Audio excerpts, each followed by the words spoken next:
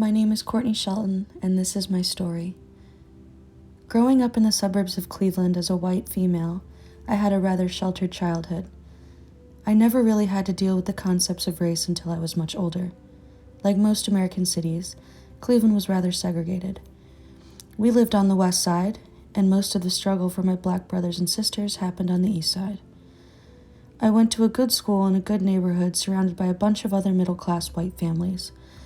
There wasn't a lot of black students at my school. I still remember in high school when a fight broke out between two black students. My teacher called 3 police officers to come in and de-escalate the situation. And I remember a similar fight breaking out a few months later between 2 white students and only having one teacher break up the situation.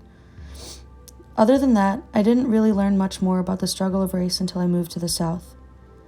In early 2018, I met a man named Kavante Scott. He and I would go on to date for 2.5 years, and we were a biracial couple. It was then when I started to notice people would look at us. What I thought was kind of interesting was the sort of people that would stare at us. Old white men would stare at him and give him dirty looks, and older black women would stare at me and give me dirty looks. He would later tell me that this was because they felt as if I was taking one of their own. I'd assumed that this was the similar perspective of those white men as well. When George Floyd died, I remember being outraged, but my boyfriend at the time was just exhausted. While the country seemed to think this was something new, he knew that this was nothing new to the black community.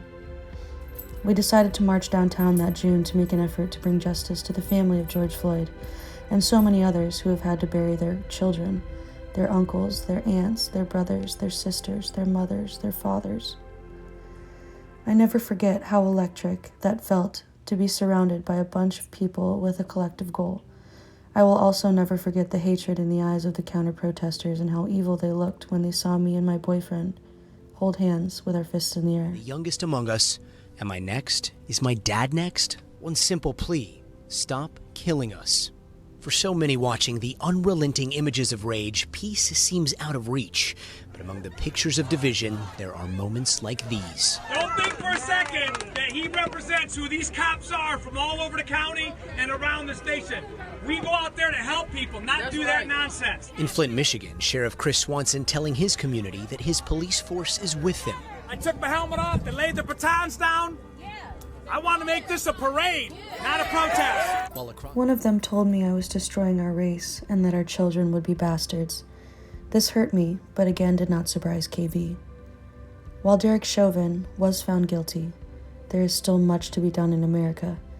And until that is done, we will see time and time again more Black Americans being murdered. Education is so important. Until we can teach others that hatred is not the answer, things will never change. We must be better.